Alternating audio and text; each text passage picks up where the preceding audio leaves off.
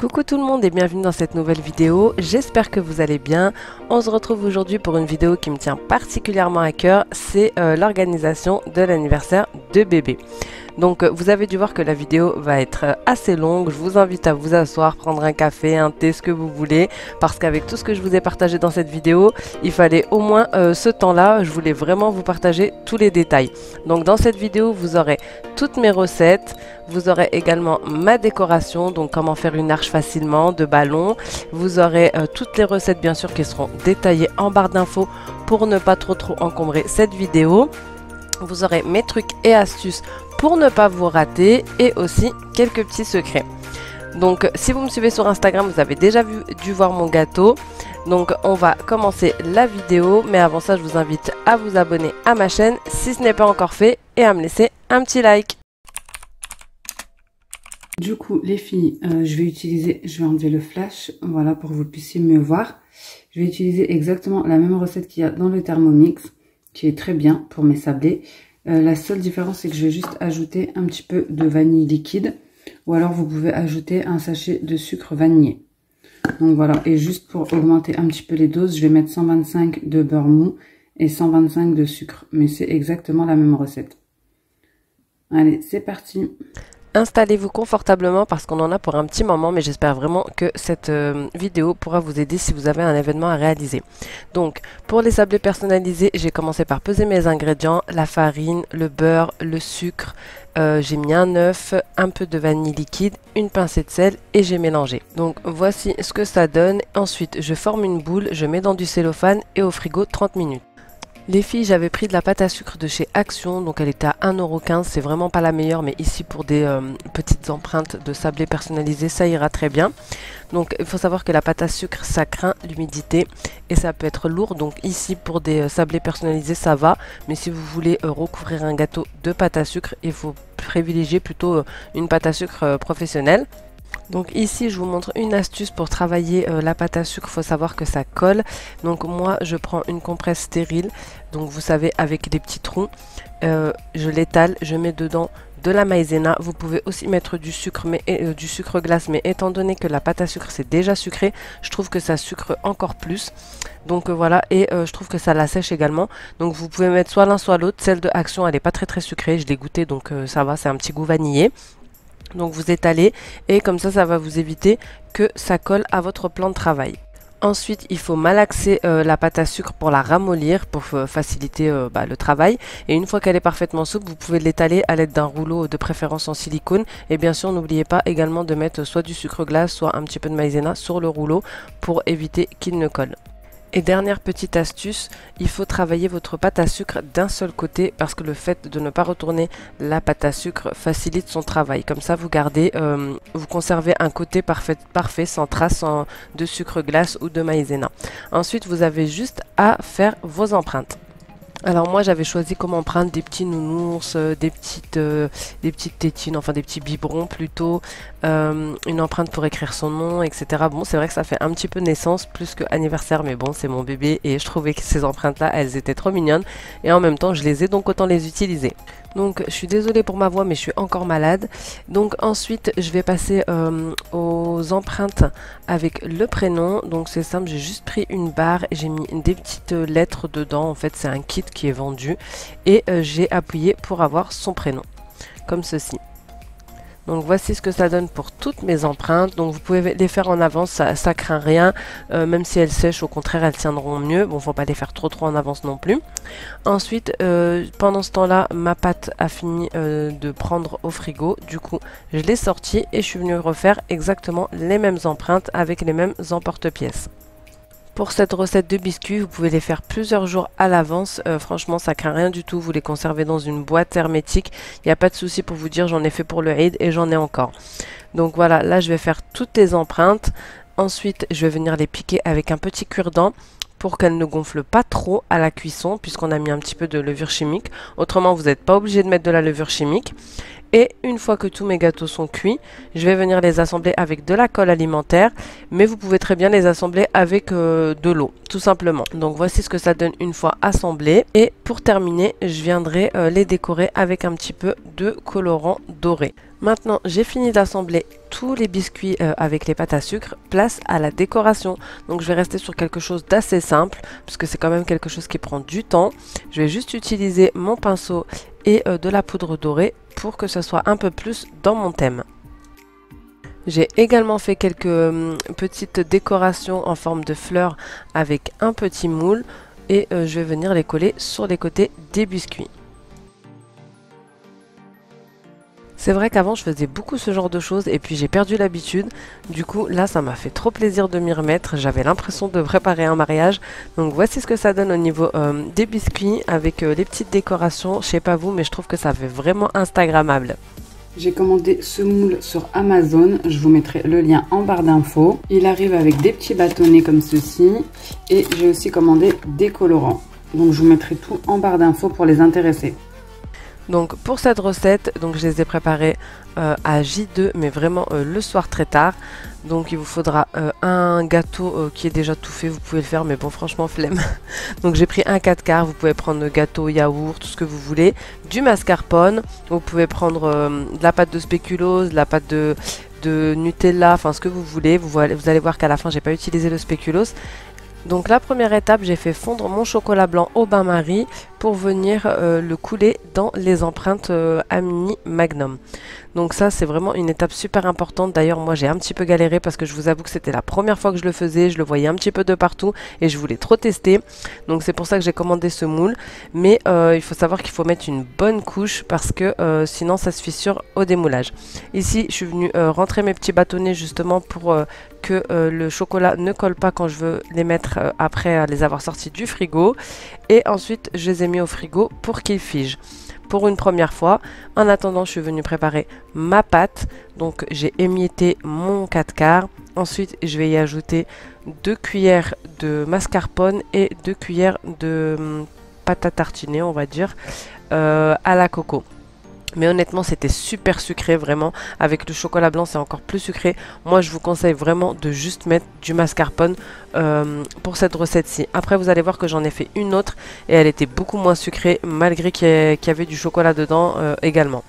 Donc ici j'ai mis à peu près 3 cuillères il me semble de mascarpone et 3 cuillères de pâte à tartiner à la coco.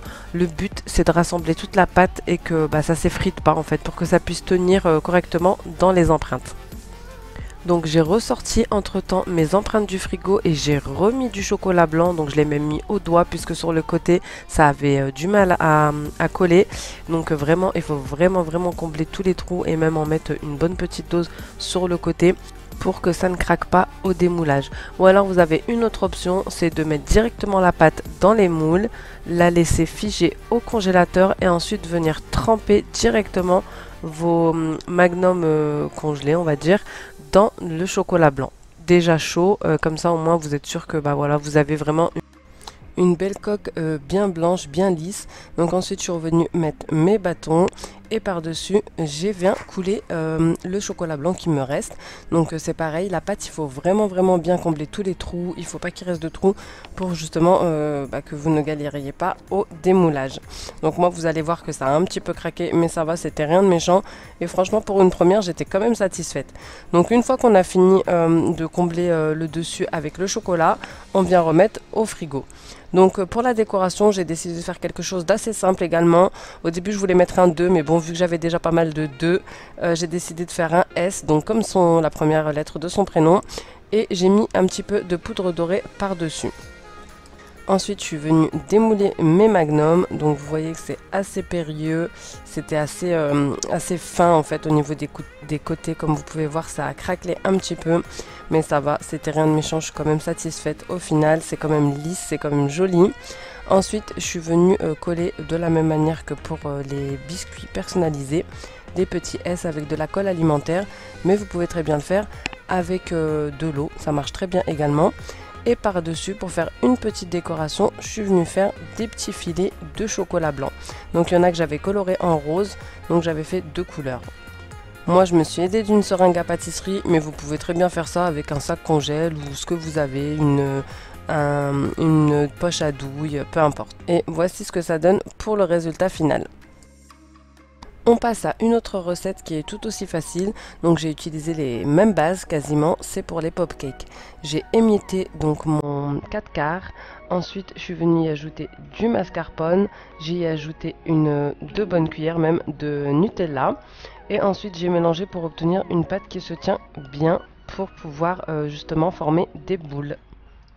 Ensuite, moi j'ai des moules à pop-cake qui de base vont au four, mais comme vous voyez, il n'y a vraiment pas besoin de les mettre au four et c'est même plus rapide comme ça. J'ai pris des bâtonnets à sucette, donc c'est des bâtonnets spécial pop-cake.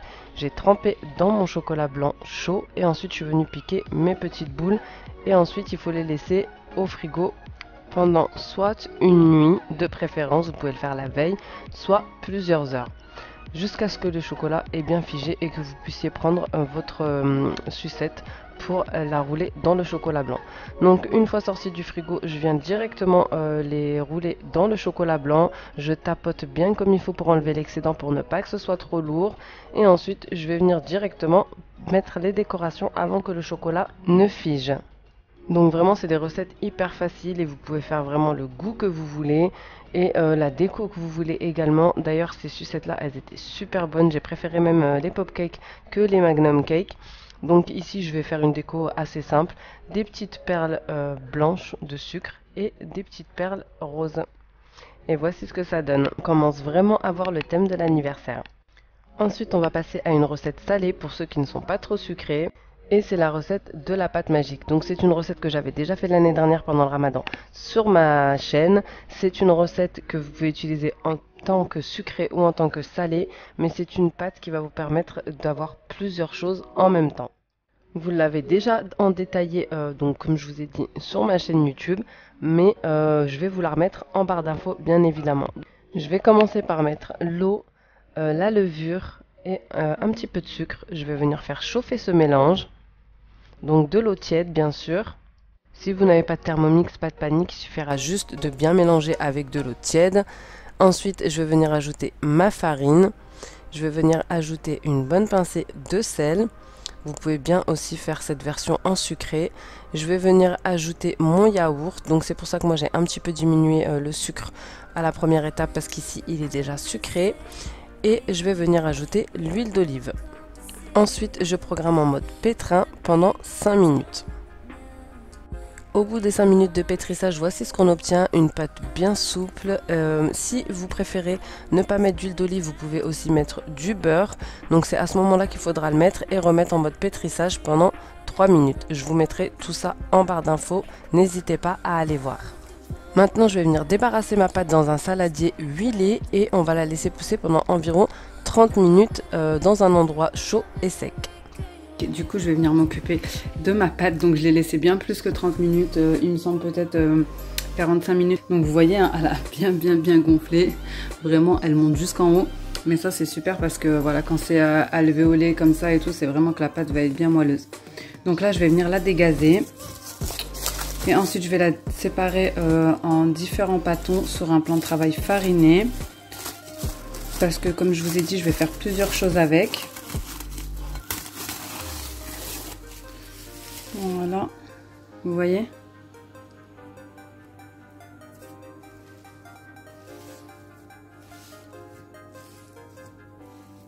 Elle colle pas, rien. Elle est nickel. C'est vraiment une pâte que j'aime beaucoup parce qu'elle fait gagner du temps. Avec une seule pâte, vous pouvez faire beaucoup de choses. Ici, je vais en faire 4. Mais voilà, c'est selon les envies. Vous pouvez doubler les quantités, les diviser, peu importe, c'est comme vous voulez. Donc là, j'ai dégazé ma pâte. Je vais venir la mettre sur un plan de travail fariné. Donc ici, j'ai mis du cellophane sur les pâtes que je ne vais pas utiliser de suite pour ne pas qu'elles sèchent. Voilà. Ensuite, je vais venir travailler ma première boule. Donc, la particularité de cette pâte, c'est que comme je vous ai dit, on peut avoir plusieurs choses avec. Donc, en fait, c'est à la cuisson que tout se joue. Donc, moi, j'ai prévu de faire des buns farcis, des mini pizzas, des morissettes au saumon et des mini burgers. Donc, ici, je vais venir séparer ma pâte en 5 petites boules, on va dire égales. Donc je vais essayer de les peser pour que ça soit vraiment de même taille, que ce soit régulier. Je veux vraiment des mini choses en fait. Donc je vais essayer de faire des boules d'environ 30 grammes.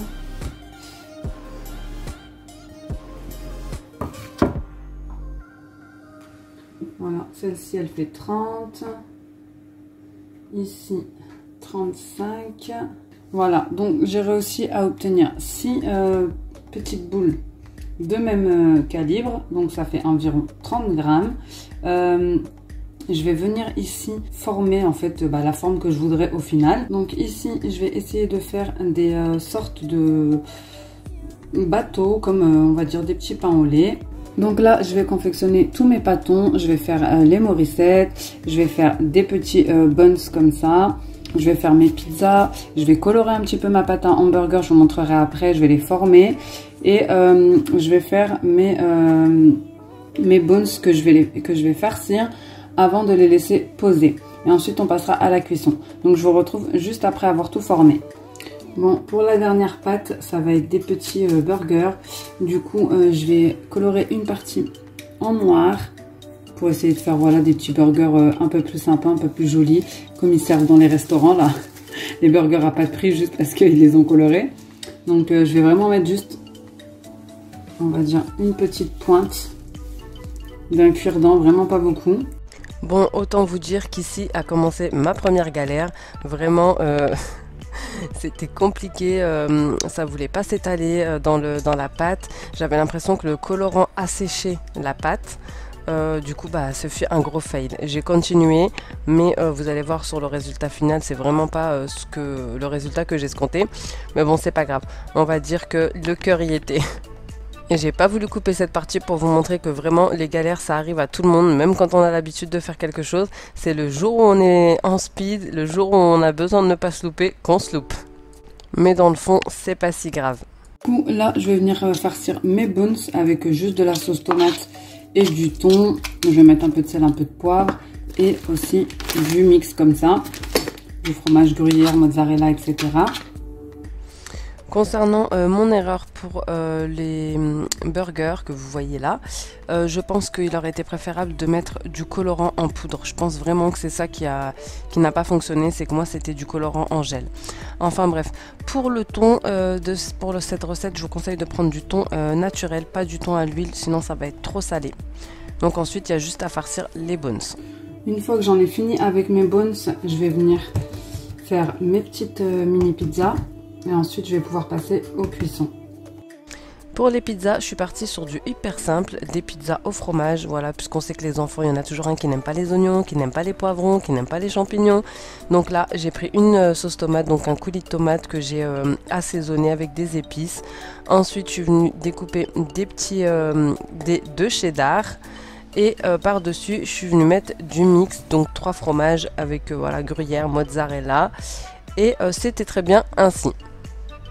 Donc voici ce que ça donne après avoir enfourné à 180 degrés pendant environ 20 minutes.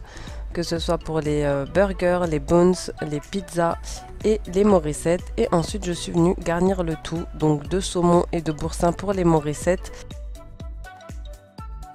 Je vais vous montrer un petit peu mon livre, on va dire de cake design ou pour les événements, etc. Donc c'est des recettes que j'avais pris sur internet, mais surtout sur des groupes Facebook spécial pâte à sucre, cake design, etc.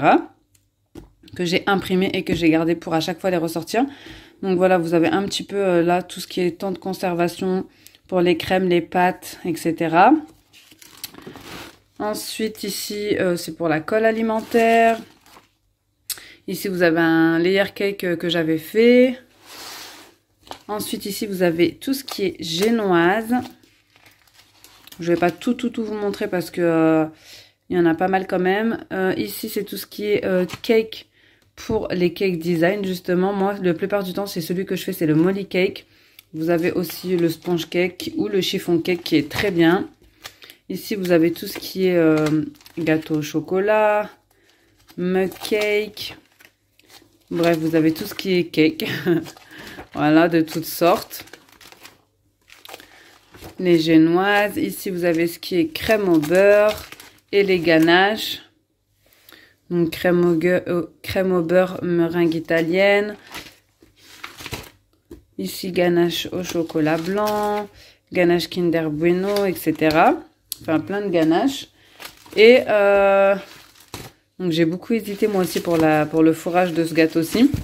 Ensuite, vous avez tout ce qui est les cœurs, donc les cœurs de lemon curd, donc au citron, framboise.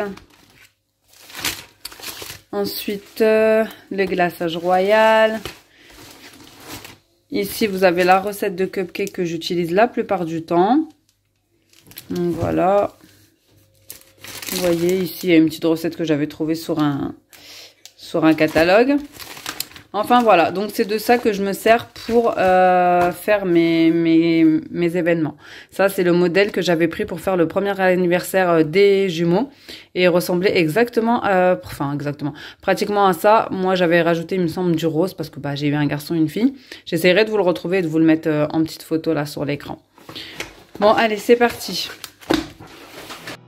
Vraiment, le classeur que je viens de vous montrer, c'est vraiment ma base. Depuis 5 ans, je l'ai et je ne le quitte pas pour tous mes événements. Donc là, on va passer au choix du moule. Donc moi, je vais partir sur un molly cake, sur un moule d'environ 8 cm. Donc là, c'est 7,5 et il fait 20 cm. Donc je vais suivre ces grammages-ci. Voilà, temps de cuisson, ça sera environ 1h10. Après, vous pouvez le faire 2 fois. Moi, je sais pas encore si je vais en faire 2 ou juste 1, puisque on sera que nous. Du coup, je me dis que ça sert à rien de faire un très très gros gâteau. On verra bien. Donc là, il faut préchauffer le four à 160 degrés. En me voyant mesurer avec mon maître, j'avais vraiment l'impression de débuter des travaux. Mais je vous rassure, ne vous inquiétez pas, c'est pas si compliqué. En fait, il faut juste choisir un moule de bonne hauteur et de bon diamètre pour avoir le bon grammage des ingrédients tout simplement. Donc moi, j'ai toujours fait dans mes poêles Tefal parce que en fait, il faut des moules spéciaux, mais j'en avais pas et j'avais vu en fait dans un groupe de cake design qui faisait comme ça. Donc j'ai toujours fait comme ça depuis 5 ans. Ensuite, je viens découper du papier cuisson. Je retourne ma casserole pour avoir le bon diamètre. Voilà, je découpe autour. Et ensuite, pour ne pas gaspiller, je viens découper le reste du papier cuisson et je le plie en deux pour le mettre sur les côtés pour éviter que ça ne colle si le gâteau monte très haut. Donc j'espère que vous m'avez compris, que vous m'avez suivi. Je viens mettre un petit peu de graisse, on va dire de bombe à graisser pour coller voilà, la feuille de papier cuisson et éviter qu'elle ne se décroche à la cuisson. Je fais bien le tour, j'en mets de partout et ensuite je vais pouvoir venir verser ma préparation. Je vous conseille vraiment cette technique parce que vous êtes sûr d'avoir un gâteau qui monte haut et surtout qui se démoule facilement. Donc voilà comment vous devez chemiser votre moule. Donc c'est bien que ça dépasse comme ça au cas où il monte beaucoup. Comme je vous ai dit ici, c'est un moule de 20 cm sur environ on va dire 8-10 cm, allez 8-9 plutôt. Donc voilà, et j'ai graissé parce que comme ça au moins si ça va sur les bords, ça ne collera pas au démoulage. Puis pour faire tenir aussi le papier cuisson. On va passer à la préparation du gâteau. Donc moi c'est un gâteau que j'ai fait au Thermomix, mais je vous mettrai les recettes que ce soit adapté au Thermomix ou non, ne vous inquiétez pas. Donc c'est aussi des recettes que j'ai fait au fur et à mesure, donc pendant que ma pâte magique posée, je me suis occupée du gâteau, mais pour que vous puissiez mieux comprendre et mieux suivre, je vous ai mis les recettes à la suite. Donc il ne faut pas oublier pour ça le fouet, donc pour celles qui ont le Thermomix, mais pour celles qui ne l'ont pas aussi. J'y ai mis mes œufs et mon sucre pour venir blanchir le tout. J'ai chauffé un petit peu. Donc voici ce que ça donne. Une fois que ça a doublé de volume, je vais enlever mon fouet et mettre le reste des ingrédients. Donc à savoir la farine, la levure chimique. Franchement c'est vraiment un super gâteau pour les anniversaires. Vraiment c'est mon gâteau préféré. Je vous le conseille à 1000%, à 10 000%. Vous ne serez pas déçus. Il a une petite particularité, mais franchement c'est ce qui fait tout. Donc voici ce que ça donne pendant que c'est en train de tourner. Ensuite, je vais venir faire monter une chantilly. Donc vu que mon Thermomix était occupé, je me suis dit pourquoi ne pas tester le hachoir de chez Lidl qui fait également chantilly. Et franchement, ça a super bien marché. Je m'y attendais pas. Donc j'ai dû le faire 2 fois simplement parce que la limite c'était 200 millilitres il me semble, et moi j'avais besoin de 340 millilitres. Mais comme vous voyez, ça a bien marché. Donc une fois que mon mélange dans le Thermomix était terminé, je l'ai débarrassé dans un saladier et j'y ai ajouté ma première crème chantilly. J'en ai refait une autre comme je vous ai dit et je l'ai également ajouté à ce mélange là. Donc ça c'est un mélange qu'il ne faut pas faire au robot, il faut le faire à la maryse dans un saladier. Là c'est en mode accéléré mais il faut le faire doucement. Voilà, pour ne pas faire retomber la chantilly. Et franchement c'est un gâteau qui est juste parfait. Il a même pas besoin d'être imbibé tellement il est d'un moelleux. Il est magnifique ce gâteau, mais vraiment j'ai eu que des compliments. Si vous le faites, n'hésitez pas à me taguer sur Instagram, à m'envoyer des photos. Vraiment, je suis sûre à 1000% que vous ne serez pas déçus. Donc, une fois que j'ai fait mon mélange, je suis venue le verser dans mon moule chemisé. Et ensuite, je vais tapoter un petit peu pour faire chasser les bulles d'air. Donc, vous allez voir, hein, pas trop sauvagement, hein. Et ensuite, je vais venir l'enfourner dans un four préchauffé à 160 degrés. Donc, il disait pendant environ 1h10, mais honnêtement, je l'ai laissé bien plus. Donc, vraiment, il faut vraiment le surveiller et vous piquez soit avec un bâtonnet à brochette, soit avec une lame de couteau pour voir s'il est bien cuit à l'intérieur. Donc, repiquez tout le temps au même endroit pour ne pas faire des trous de partout. Et voici le résultat au bout d'environ 1h30, 1h35. Franchement magnifique, il est bien monté, il est bien coloré. J'ai laissé le papier par dessus, vous comprendrez pourquoi par la suite. Je l'ai retourné et je l'ai mis sur une grille pour que le dessus soit bien plat. Et une fois refroidi, je l'ai mis dans du cellophane et direction le frigo. Donc ensuite on passe à une autre recette, c'est la recette des cupcakes. Donc c'est la recette que je vous ai montré juste avant. La seule particularité c'est que moi je vais la colorer parce que voilà, je voulais faire aussi un thème rose gold et doré, mais je voulais quand même faire quelque chose un petit peu de coloré, voilà, avec plusieurs couleurs, un petit thème licorne parce que voilà, ça reste quand même un anniversaire de bébé. Et là il fallait que je regarde sur mon téléphone à chaque fois pour savoir en fait les quantités, parce que j'ai divisé chaque pâte en fait par 3 pour avoir une couleur différente à chaque fois. Donc voilà, je regardais à chaque fois pour calculer, j'avais carrément l'impression d'être en cours de maths, mais bon. Donc j'ai fait une pâte verte, ensuite j'ai fait une pâte rose et ensuite une pâte violette. Donc vraiment, je vous conseille, si vous faites plusieurs couleurs, de commencer par les couleurs plus claires, puisque si vous commencez par les couleurs foncées, elles vont déteindre sur les clairs si vous ne voulez pas à chaque fois laver votre robot.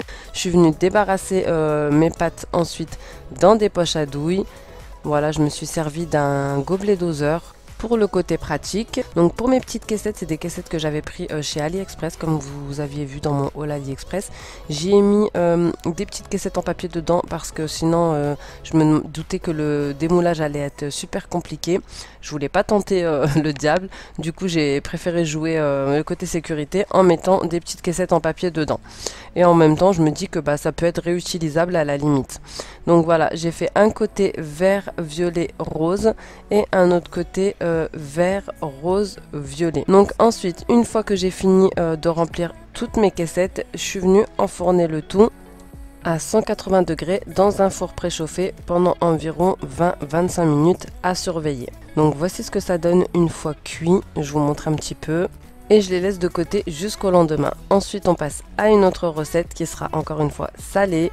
Franchement, c'est une recette qui est super bonne. Je l'aime trop, vraiment. Elle est tellement simple et elle demande pas beaucoup d'ingrédients et elle est trop bonne.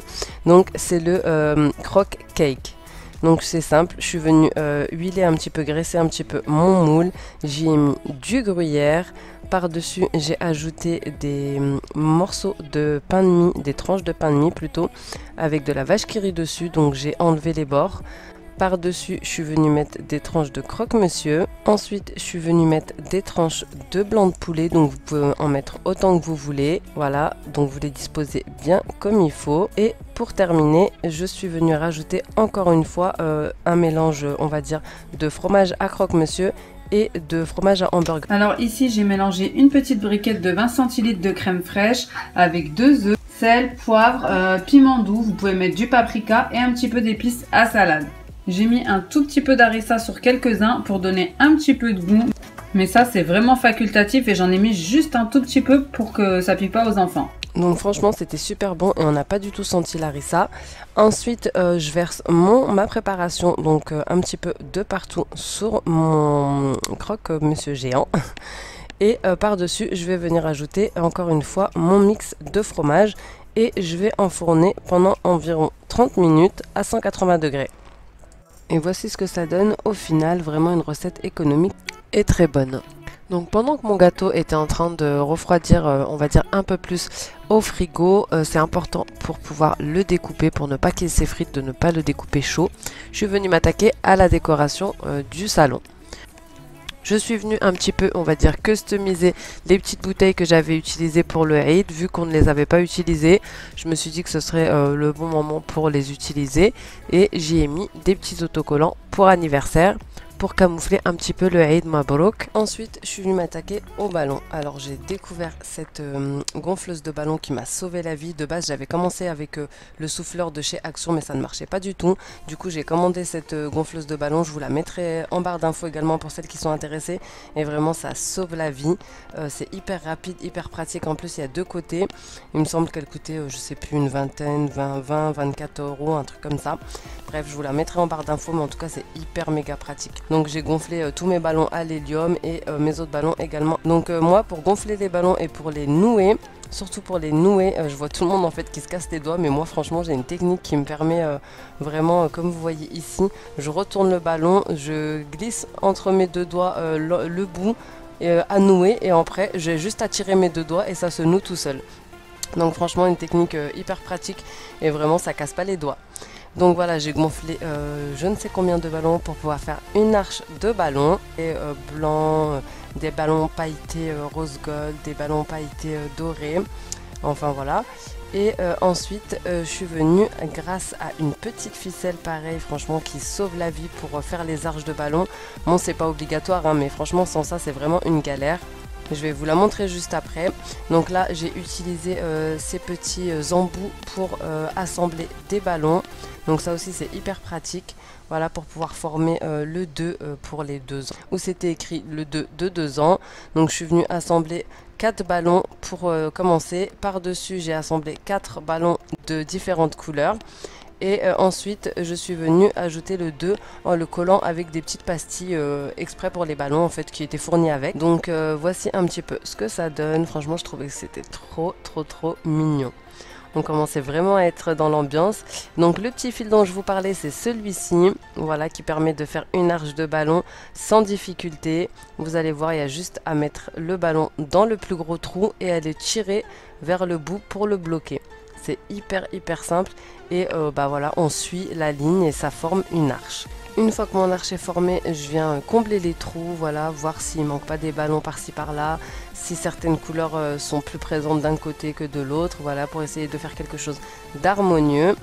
Et une fois que j'ai terminé, je viens l'accrocher. Et ça, ce fut vraiment ma deuxième galère, mais je vais vous montrer ça après. Donc ici, je voulais faire un petit présentoir, enfin je voulais le commander déjà de base, mais bon, je m'y suis pris un petit peu tard. Donc voilà, c'était juste pour avoir un petit présentoir à donuts dans le thème. J'ai juste pris un carton, le papier doré de chez Action, que j'ai collé à la colle chaude et mis des petits bâtons de sucette. Ensuite, j'ai commandé des petites boîtes à popcorn sur Amazon, comme ceci en rose gold, et je vais commencer à poser ce que je peux poser. Ce qui est au frais, ça reste au frais, et ce que je peux poser sur la table, je vais le mettre et le recouvrir d'un torchon, tout simplement, vu que nous sommes la veille. Donc comme vous voyez, je vais toujours aller pour essayer de remettre l'arche puisqu'elle n'a pas arrêté de bouger.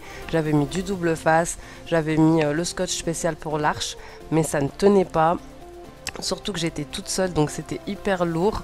Et heureusement, à la fin, mon mari est rentré et m'a aidé. Quand il est rentré du travail, on l'a raccroché. Donc je l'ai collé directement au plafond avec des fils et après elle a pu bouger. Je commence à rassembler toute la déco. Donc ici j'ai des petits biberons et des petites tétines. En fait c'était du baptême et j'ai trouvé trop mignon de les reposer. Et ensuite je viens customiser un petit peu mes boîtes à popcorn avec des petits stickers que j'ai commandé pareil sur Amazon. Pour l'anniversaire, des petits stickers d'anniversaire. Et ici j'avais des petits nougats en blanc et doré et je suis venue écrire en doré le prénom de ma fille. Ensuite je trouvais que c'était plus mignon de mettre les petits sablés dans des petits sachets, voilà, pour offrir. Donc je les ai mis dans des petits sachets et je les ai entourés avec un petit fil doré. Je trouvais que c'était mignon. Et c'était tout pour la veille puisque je pouvais pas mettre de choses fraîches, etc. Donc tout était resté au frigo. Pour finir, je suis venue découper mon gâteau. Donc voilà, comme vous voyez, j'ai utilisé cet ustensile qui est super bien, qui découpe sans émietter, qui découpe droit, donc vous pouvez le régler bien sûr. Et comme vous voyez ici, j'ai décidé de faire 4 étages, donc j'avais pas besoin de faire 2 gâteaux, je trouvais que c'était suffisant, surtout qu'on n'était vraiment pas beaucoup. Et donc vu que j'allais le fourrer, le garnir, etc., il allait être assez gros. Je ne vous raconte même pas la veille l'état dans lequel était ma cuisine. Donc ensuite je suis venue faire ma crème chantilly mascarpone, donc hyper facile, hyper simple, c'est celle que j'ai utilisée également pour les cupcakes. Donc il y a besoin de 500 g de mascarpone, 50 g de sucre glace, vous pouvez y ajouter de la vanille si vous voulez, et 400 g de crème liquide. Donc il faut que le bol soit bien propre, que le fouet soit bien froid, donc je l'avais placé au frigo. Et ensuite, moi je vais pas mettre de temps, en fait pour celles qui ont le Thermomix je ne mets pas de temps, je mélange vitesse 3,5 jusqu'à ce que la crème monte. Donc la première fois ça m'a pris 30 secondes, la deuxième fois ça m'a pris 1 minute 30, c'est vraiment, il faut surveiller en fait. C'est un petit peu compliqué avec le Thermomix, mais vraiment une fois qu'on a cette recette là, elle est vraiment magnifique. Donc ensuite je suis venue mettre un petit peu de glaçage on va dire sur mon plateau pour bien tenir le gâteau parce que sinon il va glisser à droite à gauche. Donc vous mettez un petit peu de crème en dessous sur le plateau directement et ensuite il y a juste à garnir. Donc voilà, moi j'ai décidé d'y mettre un petit peu de framboise, donc n'en mettez pas trop sur les bords sinon ça va couler et vous allez avoir des traces rouges au niveau de votre glaçage extérieur. Donc ensuite je fais ça jusqu'à ce que j'ai mis les 4 étages. Donc dans le gâteau il y a pas mal de sucre, dans la crème il y a très peu de sucre, c'est vraiment un bon combo. Vous ne prenez pas peur quand vous allez voir la recette du gâteau, si vous voyez qu'il y a beaucoup de sucre après vous pouvez diminuer si vous voulez, mais honnêtement il était délicieux ce gâteau là, vraiment c'était un bon combo. Il n'y avait pas trop de sucre dans la crème et il y en avait un peu plus dans le gâteau, ça c'est pas du tout ressenti, tout le monde m'a dit qu'il était frais, qu'il était léger, vraiment pas lourd. Donc ensuite une fois que j'ai fini tous les étages, je viens faire l'extérieur. Donc vous voyez j'ai encore laissé mon papier sulfurisé, c'était pour pouvoir tenir le dessus quand j'allais lisser les côtés. Vous voyez c'est plus pratique que de mettre au-dessus directement du glaçage et ne pas pouvoir tenir. Et ensuite je viens faire le dessus. Par contre les filles, pour ce genre de gâteau, je vous conseille vraiment d'avoir un plateau tournant. C'est ce qui va faire le tout parce que sinon c'est vraiment trop galère. Donc là le plateau tournant, voilà comme vous voyez, ça nous permet vraiment d'égaliser, d'en mettre un petit peu partout, de tourner facilement. Donc voilà, ensuite je l'ai placé au frigo jusqu'au lendemain. Donc là on se retrouve le jour J de très bonne heure, le matin. Et je vais venir garnir mes cupcakes. Donc j'ai décidé d'en faire à la fraise, donc les roses. Et ensuite de faire les dorés au chocolat. J'ai utilisé ce petit embout que j'avais vu sur AliExpress pour faire des trous sur le milieu et pouvoir les garnir. Et ensuite je remets les petits bouts, ni vu ni connu. Et une fois que j'ai fini de les garnir, je viens refaire exactement la même crème que j'avais faite la veille. Donc crème chantilly mascarpone, donc j'avais laissé mon fouet au frigo toute la nuit. J'avais bien séché et bien lavé et séché mon bol. Et je l'ai retourné sur un torchon pour qu'il n'y ait pas d'humidité dedans. C'est vraiment très important pour qu'elle monte la crème. Il faut qu'il soit propre et sec et froid. Ensuite, je suis venue faire 2 poches à douille. Donc j'en ai coloré une un petit peu en rose pour celle à la fraise. Et je suis venue décorer mes cupcakes avec la chantilly et des petites perles de sucre. Donc ça c'est vraiment une étape aussi que vous pouvez faire la veille sans souci. Moi c'est juste que je n'avais pas de place dans mon frigo et je préférais privilégier de faire le gâteau qui est un peu plus de travail pour le mettre au frigo. Et puis ça je l'ai fait le matin, mais vous pouvez très bien le faire la veille et tout placer au frigo. Donc ensuite je suis venue m'attaquer à la décoration du gâteau. J'ai fait fondre du chocolat au bain-marie et je suis venue faire des petites coulures sur les côtés, vous savez, un petit peu comme ce qu'on voit sur Instagram. Donc vraiment le gâteau c'est vraiment au goût de chacun, vous pouvez le faire au chocolat, vous pouvez le faire à la fraise, je sais pas, bref à tous les goûts, au Kinder Delice, bref peu importe. Et pareil la crème chantilly, vous pouvez l'aromatiser au Nutella, au chocolat, à ce que vous voulez. Donc ici moi j'avais choisi de rester sur du classique, donc voilà j'ai fait des petites couleurs comme ceci avec l'aide d'une cuillère. Donc il faut vraiment y aller doucement pour ne pas en mettre de partout et pour que ce soit assez régulier et joli. Et ensuite, une fois que j'ai fini mes petites coulures, je suis venue faire le dessus. Donc en y mettant pareil le chocolat, vous n'êtes pas obligé d'en mettre sur le dessus non plus. Moi je trouvais que ça apportait un petit croquant. Donc je fais couler le chocolat blanc par le dessus et j'étale petit à petit pour pas qu'il y en ait trop, pour pas que ça fasse des paquets, avec ma spatule coudée, pour bien que ce soit lisse et que je puisse ensuite décorer avec la chantilly.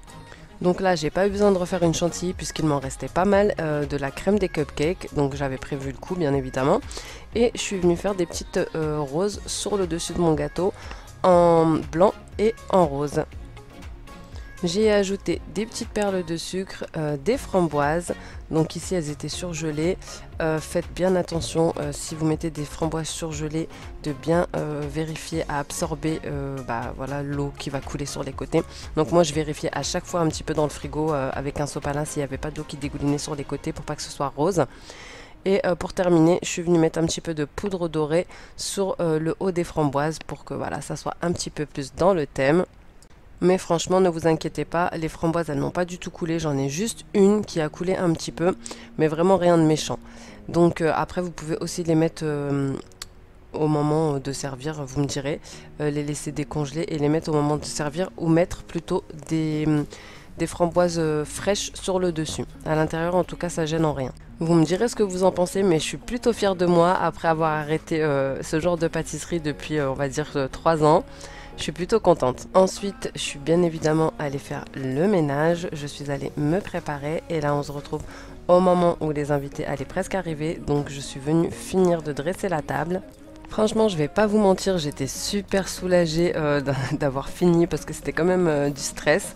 Mais j'étais aussi super fière et super contente d'avoir fait cette petite fête pour ma fille.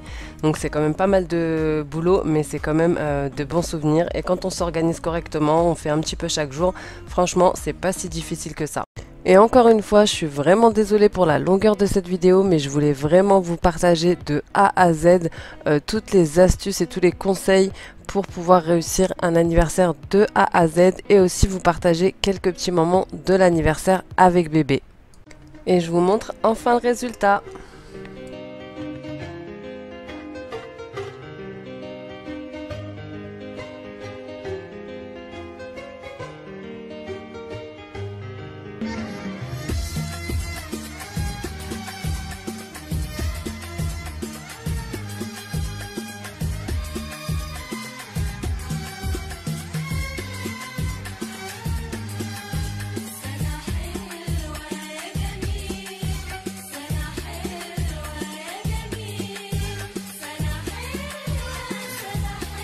Je voulais vraiment vous montrer l'intérieur et je peux vous dire que la joie dans les yeux de ma fille, c'était ma meilleure récompense. Elle était tellement à fond dedans. Je vais vous la montrer un petit peu. Franchement, ça va rester des souvenirs et je suis d'ailleurs super contente d'avoir fait ce montage vidéo juste pour elle.